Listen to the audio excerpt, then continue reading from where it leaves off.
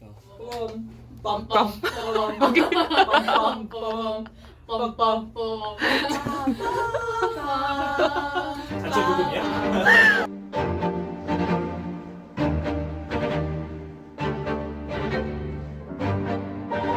오늘 장난 아니네. 안될 것 같긴 한데. 어려워. 힘든 하루가 되겠어.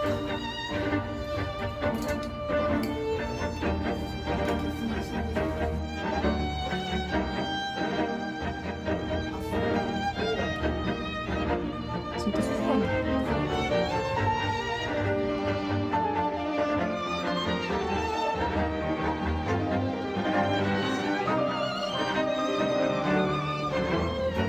좀만 더.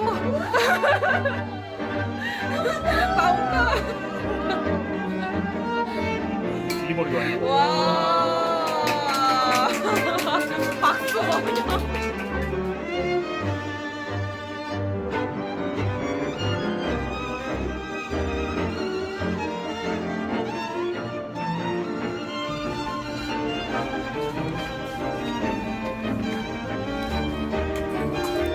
갑자기?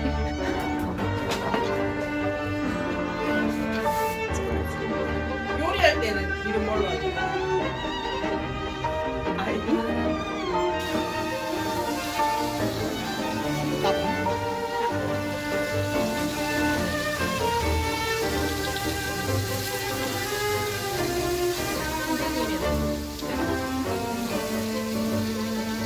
저희는 대기.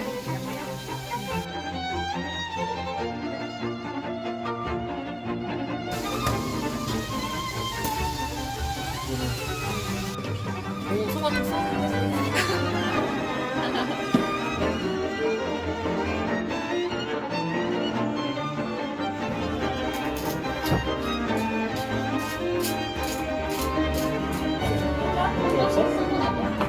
한 번에 한 번.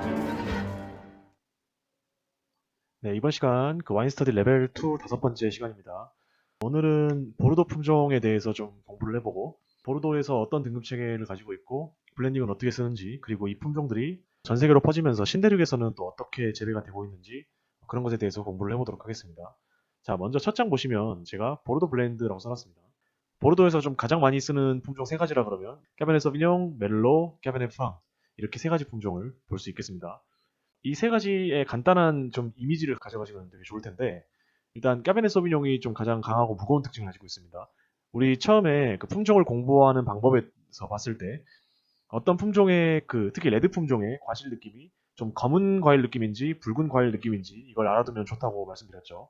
까베네 소비뇽은 전반적으로 검은 느낌만 주는 품종이고요.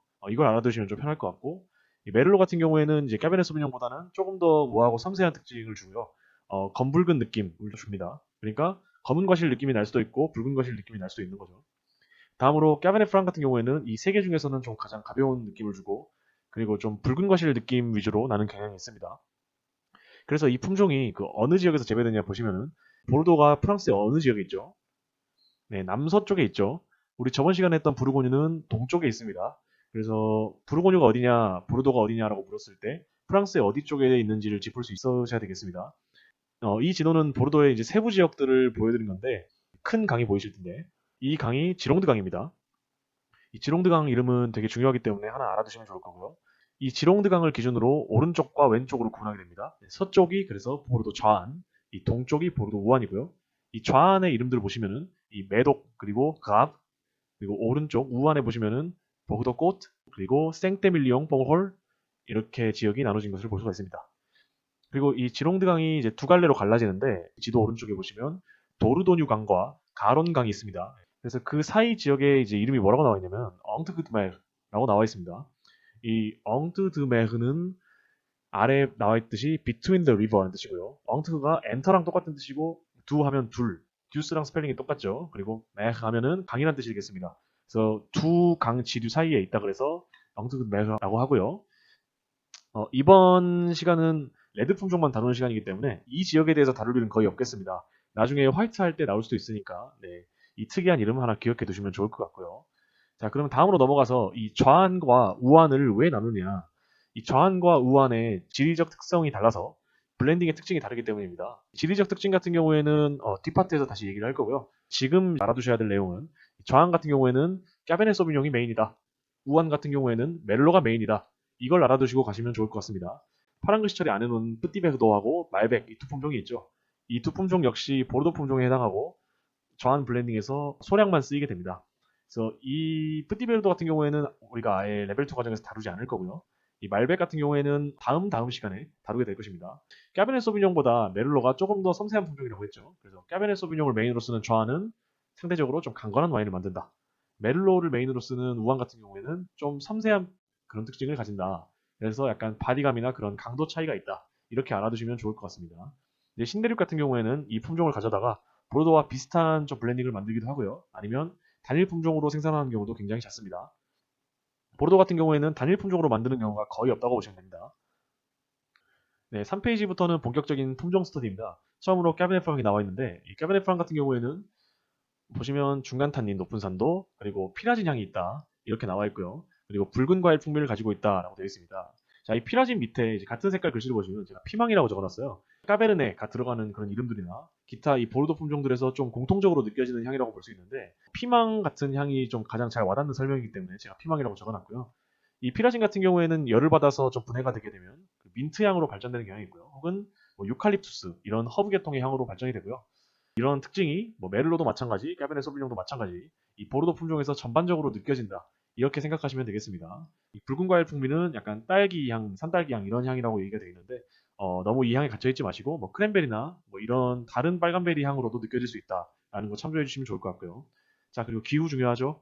온화한 기후 그리고 따뜻한 기후에서 재배가 된다. 자, 그리고 또 한 가지 중요한 특징은 물의 적응력이 좋냐 그리고 적응력이 좋지 않냐 이것도 좀 강우량에 따라서 재배가 잘 되는가 못 되는가 이 구분이 될 수 있기 때문에 알아두시면 좋겠습니다. 캐베넷 프랑은 전반적으로 좀 물의 적응력이 좋은 편이고요. 그래서 우한에서 좀 더 잘 자란다고 보시면 됩니다. 자, 이 이유는 무엇이냐? 아까 말씀드렸던 것처럼 제가 좌한, 우한은 좀 차이가 있다고 그랬죠. 이 좌한 같은 경우에는 자갈질 토양입니다. 이 자갈질 토양의 특징이 뭐냐면 비가 와도 물을 잘 먹지 않고 물이 밑으로 배수가 잘 되는 특징이 있습니다. 자, 그런데 우한은 석회질이거나 점토질인 토양이 많습니다. 그렇다는 건 비가 오면 물을 잘 머금고 있다는 거겠죠. 그래서 만약에 물의 적응력이 좋지 않아서 비가 많이 오면 썩어버리는 품종 같은 경우에는 우한에서는 좀 자라기 힘들 수가 있다. 이렇게 생각하시면 됩니다. 물론 그 해에 비가 많이 왔는가 많이 오지 않았는가 이런 차이도 있겠죠. 캐베넷 프랑 같은 경우는 그래서 우한에서 좀 더 잘 자라는 특징이 있다. 이렇게 알아두시면 좋을 것 같습니다. 밑에 나와 있는 테이스트 프로파일이나 그런 향들 잘 좀 봐두시면 좋을 것 같고요. 자, 다음 캐베넷 소비뇽입니다. 오늘의 좀 주인공 되는 품종이라고 생각하시면 좋을 것 같아요. 전 세계적으로 정말 많이 재배되는 품종이고요. 이 레드 품종의 원탑하면 무엇이냐? 이 캐베넷 소비뇽이다. 이렇게 답할 수 있을 것 같습니다. 원산지는 보르도고요. 이 캐베넷 소비뇽의 특징은 이 껍질이 두꺼워서 일단 타닌이 많습니다. 그리고 이 캐베르네 패밀리의 특징이 산도가 굉장히 높다는 건데 이 산과 타닌 그리고 당 이런 게 그 와인에서 방부제 역할을 한다고 그랬죠. 그래서 타닌이 없는 화이트는 레드보다 조금 숙성 잠재력이 좋지 않다. 이런 얘기도 있습니다. 이 캐베르네 소비뇽이 숙성 잠재력이 좋다는 것은 고급 와인을 그만큼 만들기가 좋다는 특징이 될 수도 있습니다. 그것도 마찬가지로 피라진 향을 가지고 있고요. 검은 과일 풍미, 그리고 이게 3차향으로 발전되게 되면 말린 검은 과일 풍미와 그리고 어시한, 흙냄새 이런 쪽으로 부캐가 발전하게 됩니다. 네, 마찬가지로 완숙도에 따라서 이 피망향이 뭐 유칼립투스 향으로 발전하게 되는 경우가 있고 이 까베네 소비뇽의 특징이라 그러면 좀 다른 보르도 피라진 패밀리들에 비해서 유칼립투스 향이 잘 느껴지는 경우가 많거나 아니면 그 카시스라고 하는 블랙 커런트로 만드는 그런 카시스 향 이게 까베네 소비뇽만의 그런 특징이라고 생각하시면 됩니다.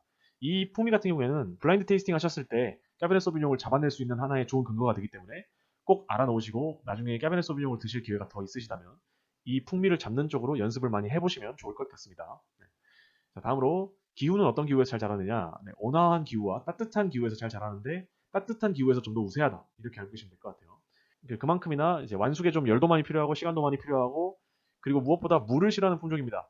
그래서 아까 말씀드렸던 것처럼 좌안 같은 토양에서 좀 잘 자라는 특징이 있어요. 왜냐하면 좌안은 자갈 토양을 가지고 있고 그만큼 배수가 잘 되기 때문에 그리고 따뜻한 기후에서 우세했다고 하기 때문에 기온이 낮은 경우에는 잘 완숙되지 못하겠죠. 완숙되지 못하면 어떤 일이 생기냐? 이 피망향이 툭 튀어나와서 와인의 밸런스를 깨먹게 됩니다. 그래서 저가형으로 좀 잘못 만들어진 까베네 소비뇽 와인들을 드셔보시면은 이 풀 냄새나 피망 냄새가 코를 찔러서 좀 역한 느낌이 드는 그런 와인들을 만나실 수도 있습니다. 이 품종 같은 경우에 좀 무거운 특징을 가지고 있기 때문에 대부분은 좀 옥구 숙성을 하는 경향을 갖고 있고요. 그리고 단일 품종으로 생산하는 경우가 좀 신대륙에서는 많고 보르도에서는 블렌딩으로 좀 많이 이용하고요. 테이스트 프로파일 보시면은 전형적으로 좀 풀바디 와인을 만드는 품종이다. 이렇게 알아놓으시면 좋을 것 같습니다. 다음 메를로입니다. 메를로는 어찌 보면 좀 애매한 품종이다 이렇게 말씀드릴 수도 있을 것 같아요. 그래서 블라인드에서 매우 좀 잡기 힘든 편이고, 그래서 보시면 중간 탄닌 중간 산도를 가지고 있다. 마찬가지로 피라진향을 가지고 있는데, 여기다가 이 메를로 같은 경우에는 붉은 과일 풍미와 검은 과일 풍미를 모두 가지고 있는 게 특징입니다. 메를로만의 좀 하나의 특징이라 그러면 연기향이 나는 경우가 종종 있습니다. 종종이라고 말하기에는 좀 잘 느껴지지 않는 경우가 많기 때문에 가끔이라고 표현하는 게 좀 더 좋을 것 같습니다. 이 메를로도 좀 다른 품종들과 마찬가지로 온화하고 따뜻한 기후에서 좀 잘 자라는 편이고요. 메를로는 까베네 소비보다 훨씬 물에 적응력이 좋은 품종입니다. 그래서 우한에서 잘 자라는 것이고요. 그리고 무엇보다 이게 까베네 소비뇽이 잘 완숙되기 부족한 기온에서, 그리고 강우량 조건에서 완숙이 가능하기 때문에 그해 만약에 날씨가 별로 까베네 소비뇽을 재배하기 좋지 않아서 잘 완숙이 안 됐다면 이 메를로를 블렌딩에 많이 넣는 것으로 잘 보완을 하게 됩니다. 이게 까베네 소비뇽과 메를로의 좀 상호 보완적인 특징이고, 이 특징을 잘 알아두시면 좋을 것 같습니다. 이 메를로 또한 레드와인 품종 전체에서는 그래도 중간 이상을 가는 품종이기 때문에 좀 무거운 특징을 가지고 있는 경향이 있어서 빈번히 오크 숙성을 하고요. 이 역시 단일 품종으로 생산하는 경우도 있고, 보르도에서는 블렌딩으로도 이용하고요. 물론 신대륙에서도 마찬가지로 블렌딩으로 이용하는 경우도 있습니다. 네, 다음 마지막 까르메네르 품종인데요.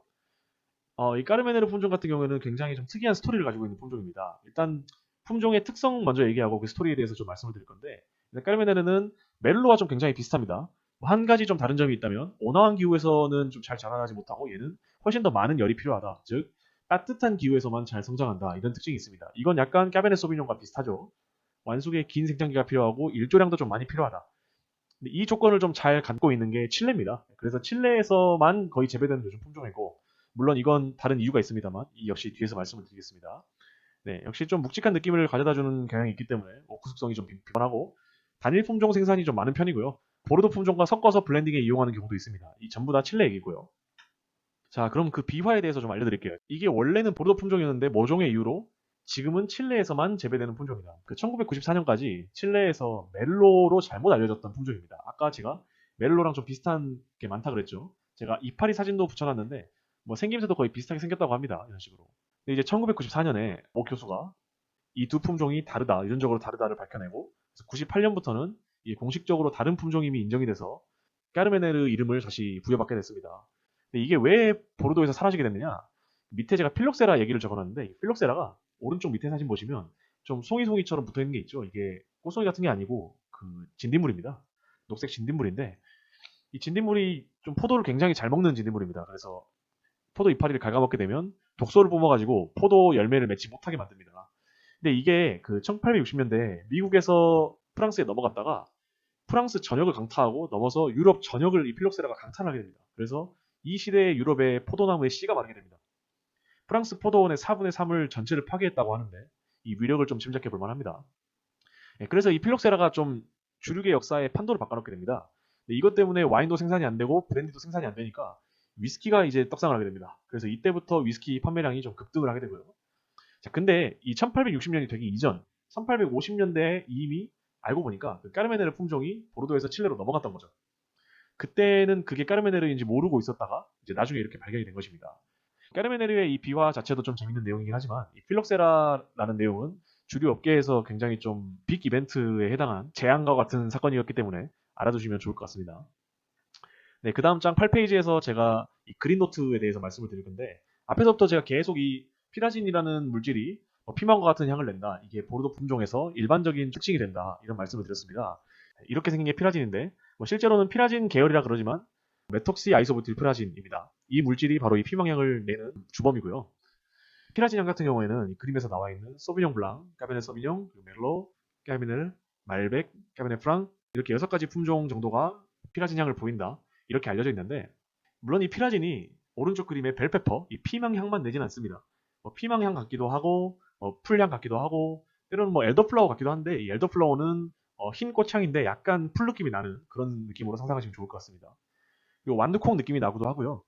그리고 앞에서 이 보르도 품종들을 보면은 오크 숙성을 빈번히 한다, 이렇게 말씀을 드렸죠. 거기다가 검은 과실향이나 그리고 무거운 오크향, 바닐라향 이런 것들이 이 피라진 향과 만나게 되면은 다크 초콜릿 같은 느낌을 주기도 합니다.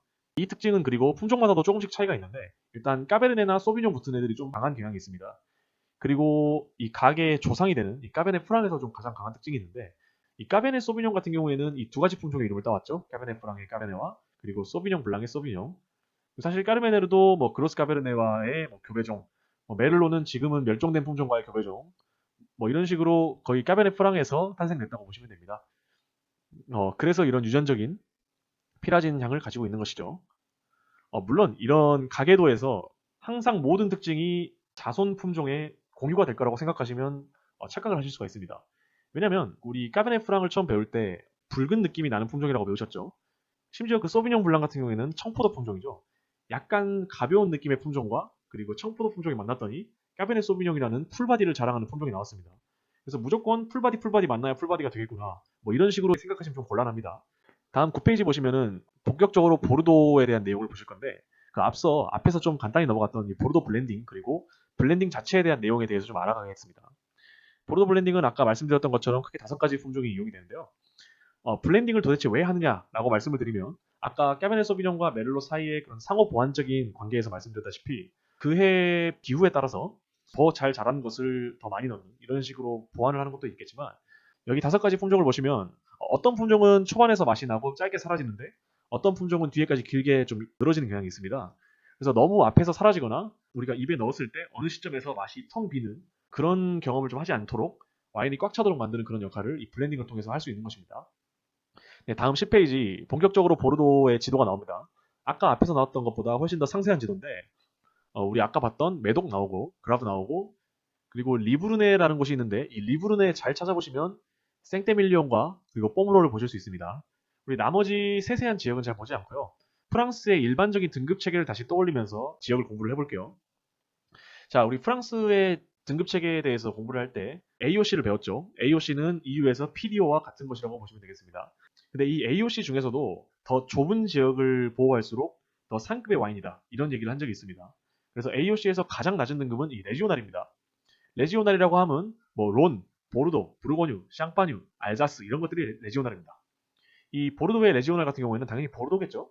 그리고 보르도 스페리웨르라는 게 있습니다. 이 보르도보다 조금 더 까다로운 기준을 더 충족시켜야 나오는 등급입니다. 근데 이제 이보다 더 높아지는 등급은 이 서브 레지오날, 디스트릭트 정도 되는 등급인데 뭐 예를 들어서 광주 하면은 뭐 레지오날이 광주였으면 이 서브 레지오날은 뭐 남구 정도 되겠죠. 남구, 북구, 서부 이 정도 되겠습니다. 이 지역에 해당하는 것은 메독, 오메독, 그라브, 아까 뭐 말씀드렸던 엉트그멜 이 정도가 되겠습니다. 자, 근데 이 오메독이란 건 무엇이냐? 자, 여러분 아까 말씀드렸던 그 지롱드강을 보시면요. 이 지롱드강의 어디가 상류고 어디가 하류일까요? 북쪽이 상류라고 생각하시면 큰 오산이죠. 왜냐? 강은 바다 쪽으로 흘러가야 되기 때문에 지금 지롱드강을 보시면 남동쪽이 상류고 북서쪽이 하류라고 생각을 하셔야 됩니다. 자, 그래서 이 메독은 이 지롱드강의 큰 부분을 따라서 형성이 되어 있죠. 그래서 이 메독 중에서도 강 하류에 해당하는 부분이 북쪽이고 상류에 해당하는 부분이 남쪽입니다. 자, 이 말씀을 왜 드렸냐? 이 오메독의 오라는 말은 높은 이란 뜻입니다. 그럼 이 높은의 반대말은 무엇이냐? 바입니다. 바. BAS라고 쓰고요. 그래서 바메독과 오메독이 원래는 있었습니다. 자, 그런데 지역 이름에 낮은이라는 표현을 쓰게 되면 왠지 등급이 떨어지는 거 같지 않습니까? 근데 와인 상표에 낮은이라는 이름을 적으면 뭐야 낮은 등급인가 하고 판매량이 떨어질 수가 있습니다. 그래서 높은 매독은 그대로 적은 것이고 낮은 매독은 적지 않은 겁니다. 그래서 바 매독은 그냥 매독이라고 표기를 하고요. 오 매독은 오 매독이라고 표기를 하는 겁니다. 오해하시면 안 될 게 그냥 매독 적혀있다 그래서 오 매독보다 낮은 등급이다 더 맛이 떨어진다 절대 아닙니다. 완전히 똑같은 등급 체계고 이 강 상류냐 하류냐에 따라서 이름만 달라진 것이다. 이렇게 알고 계셔야 되겠습니다. 네, 그리고 더 높은 등급 알아볼게요. 이 빌라주급이 되는데 이 빌라주의 이름을 좀 외우셔야 됩니다. 우리 앞에서 배웠던 메독, 오메독, 그라브 이런 것도 외우셔야 되고요. 이 메독 안에 뭐가 있는지 그리고 그라브 안에 뭐가 있는지 이게 좌안인지 우안인지 이런 거 알아두셔야 됩니다. 자, 먼저 메독은 좌안의 북쪽이었죠. 이 위치도 알아두셨으면 좋겠습니다. 이 메독 쪽에서는 뽀이약, 생테스티프, 생줄리앙, 마고 이렇게 있습니다. 자, 다시 뽀이약, 생테스티프, 생줄리앙, 마고 이렇게 4가지 빌라주를 알아두셔야 됩니다. 네, 다음 좌안의 남쪽 그하브에서는 빼싹레오냥 이 하나만 알아두시면 됩니다. 그리고 이 그하브 안에는 뭐 나중에 우리 소떼른 그리고 바르삭 이 지역도 배우게 될 거지만 지금은 레드 품종에 대해서만 다루는 시간이기 때문에 그냥 언급 정도만 하고 넘어가겠습니다. 자, 그리고 우안에는 유명한 마을이 2군데 있는데 뽀무롤, 생떼밀룡 이 두 이름을 꼭 기억해 두셨으면 좋겠습니다. 자, 근데 외우실 때 절대 막 뽀생 막 이런 식으로 외우시면 안 되는 게요. 정말 이름이 비슷합니다. 자, 매독의 뽀이약, 우안의 뽀무롤, 예, 뽀로 시작하는 거 똑같습니다. 매독의 생테스티프 생줄리옹, 우안의 생떼밀리옹, 생떼까지 똑같죠? 이게 굉장히 헷갈립니다. 그래서 우안의 뽀무롤 생떼밀리옹 꼭 기억하시고 예, 나머지는 매독이다 이렇게 보시면 되겠습니다. 그 아래 제가 라벨 그림 보시면 이 매독 지방에 빌라주 이름이 적혀 있는데 샤또 뽕떼칸에 보시면은 뽀이약이 적혀 있죠. 네, 샤또 딸보 보시면 생줄리옹 적혀 있고요. 그리고 뭐 생테스티프, 마고 이렇게 또 적혀 있는 것을 보실 수 있습니다. 자, 근데 자세히 보시면은 이 라벨에 그랑크리 클라세, 그랑크리가 적혀 있죠. 그랑크리 클라세라는 말이 적혀 있습니다. 자, 이게 무엇인지 이제 다음에 공부를 하도록 하겠습니다. 이게 또 굉장히 좀 복잡해지는 그런 보르도의 등급 체계인데, 자, 그랑크리 클라세 하면은 위대한 밭이라는 뜻입니다. 그래서 일단은 높은 등급이라는 뜻인데, 이게 이 보르도 세부 지역에 따라서 어디는 몇 등급으로 나누고 어디는 어떤 등급 체계, 뭐 어디는 한 등급이고 이게 굉장히 다릅니다. 그래서 이 지역에 따라서 다르게 공부를 하셔야 되는데 가장 복잡하고 어려운 게 매독입니다. 이 표 보시면은 이 매독 같은 경우에는 1855년에 분류한 걸 아직까지 이어져 오고 있고, 자, 프리미에 1등급이라는 뜻이죠. 두지엠 2등급, 토하지엠 3등급, 까트히셈 4등급이죠. 그리고 생기엠 5등급입니다. 총 5등급으로 분류를 한다. 그랑크리만 있고 5등급을 분류를 한다. 이렇게 알아두시면 될 것 같아요.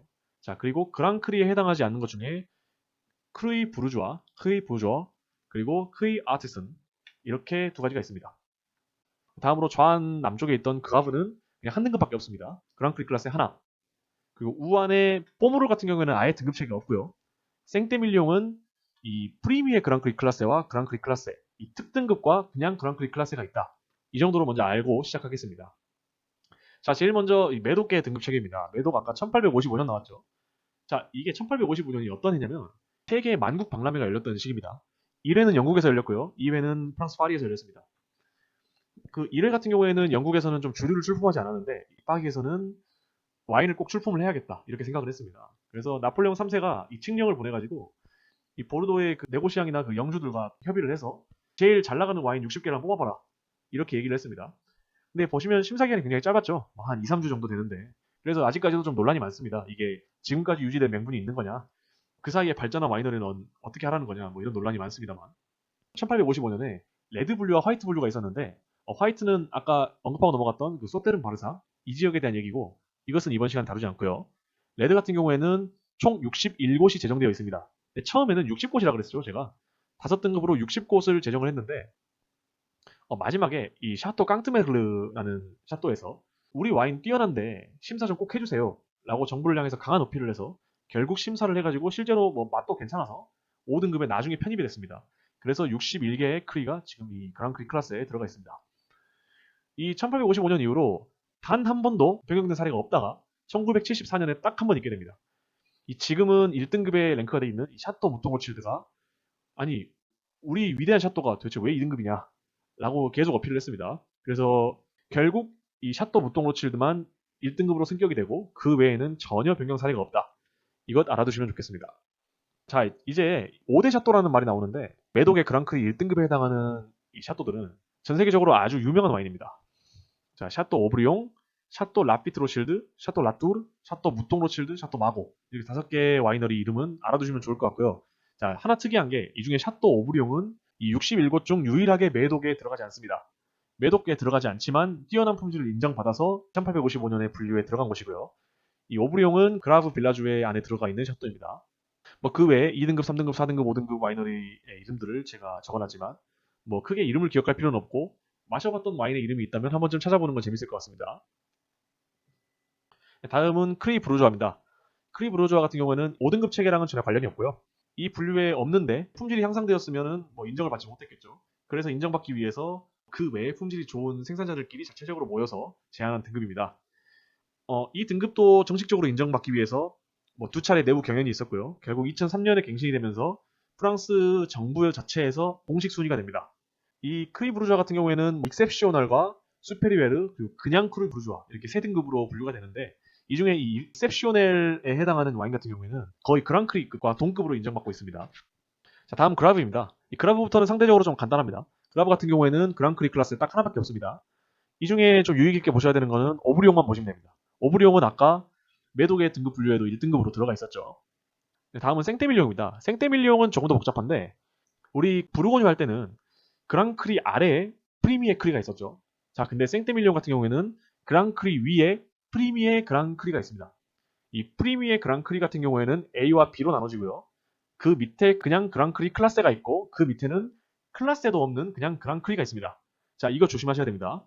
그랑크리 클라세는 고급 와인에 해당하는데 그냥 클라세 표기가 없는 그냥 생떼밀리온 그랑크리 이 AOC는 고급이라고 부르기엔 좀 그렇고 그냥 그럭저럭 괜찮은 와인 정도로 생각하시면 됩니다.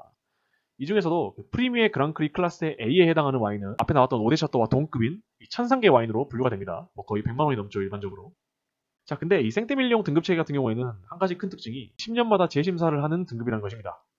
자, 그러면 매번 이 퀄리티에 신경을 써야 되겠구나. 뭐 그것도 틀린 말은 아니지만 또 얘네는 얘네 나름대로의 그런 문제가 있습니다.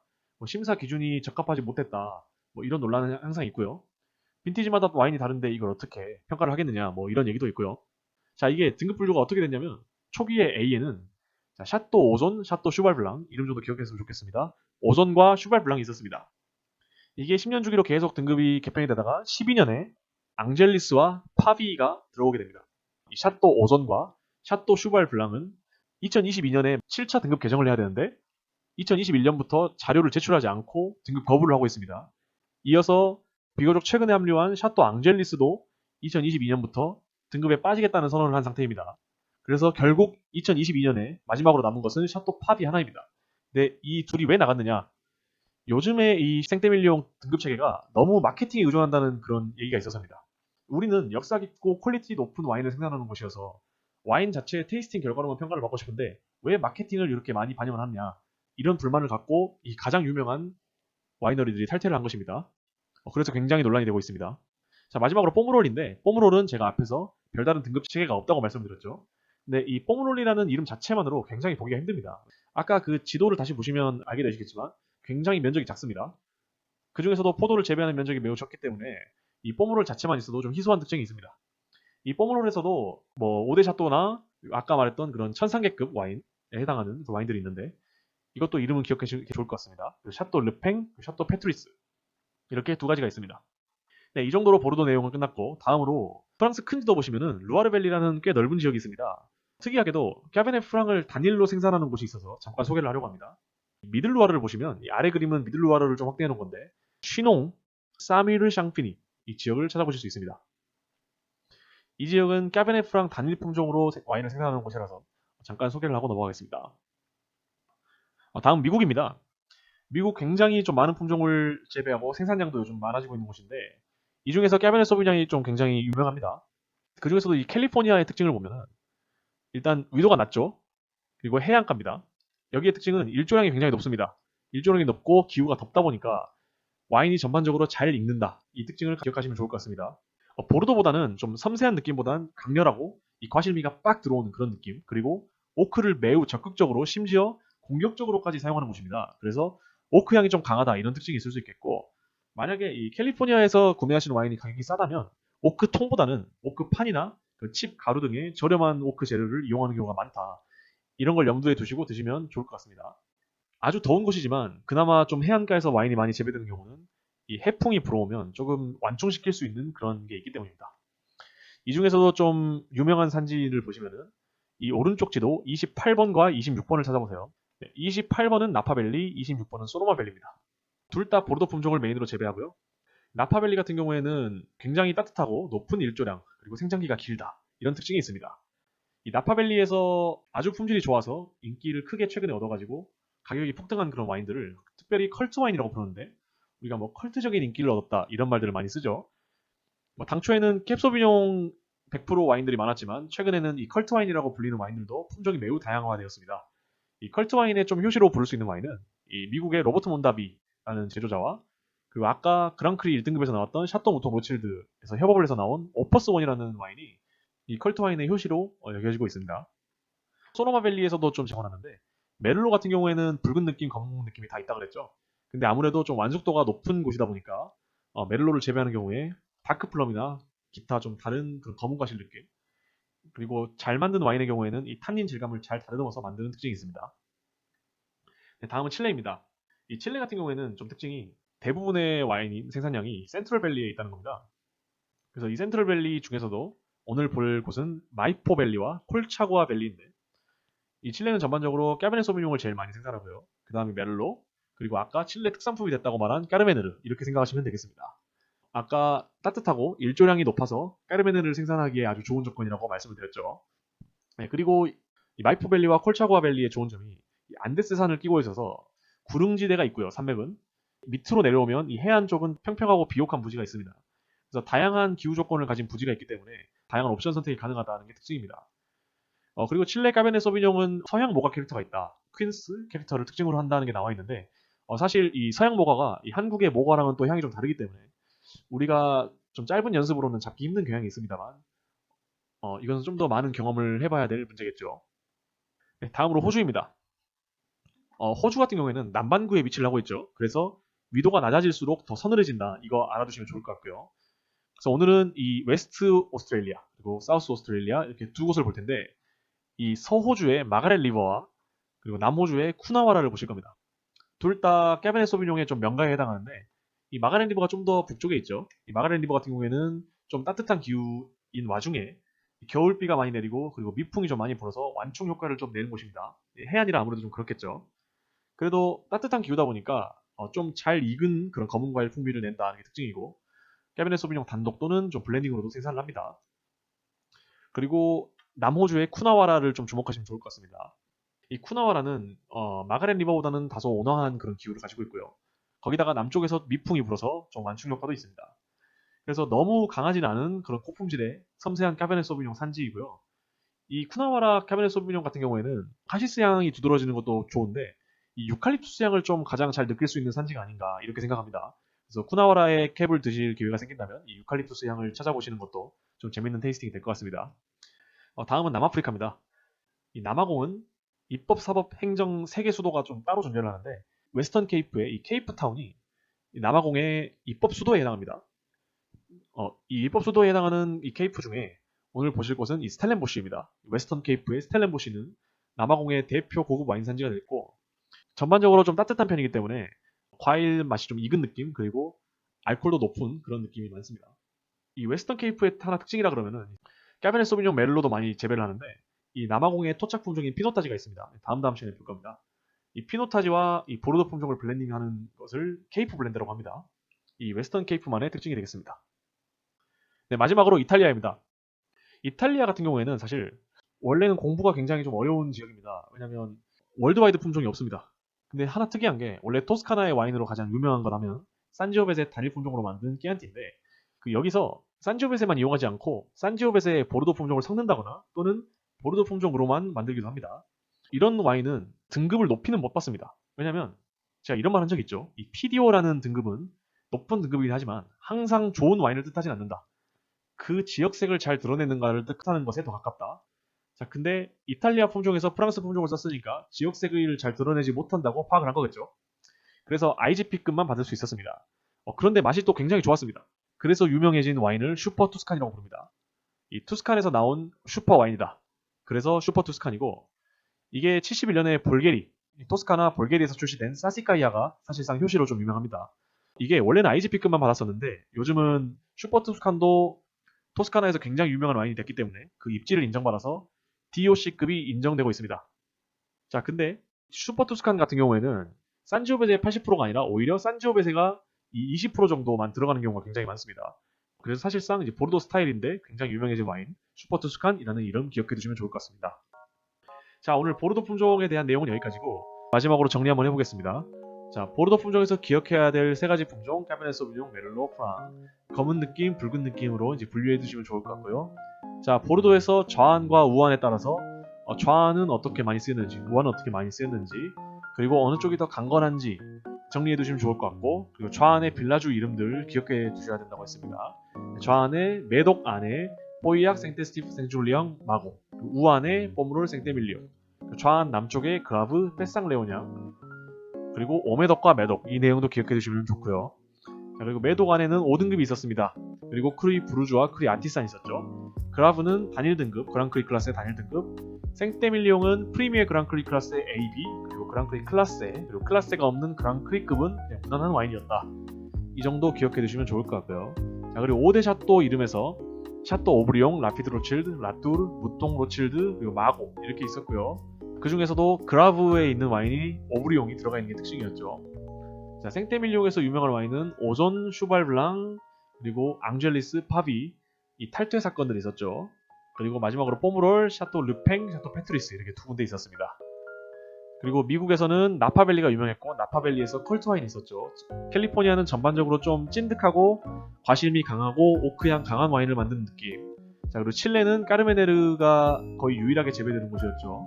센트럴밸리에서 만들어지고 전반적으로 따뜻한 기후를 이용한 느낌. 그리고 마이퍼밸리, 콜차구아 밸리 지역 이름 정도 기억해 두시면 좋을 것 같고요.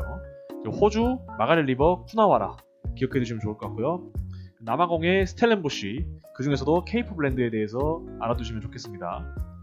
그리고 이탈리아의 슈퍼 투스칸을 마지막으로 오늘의 보르도 내용 마무리하도록 하겠습니다. 수고하셨습니다.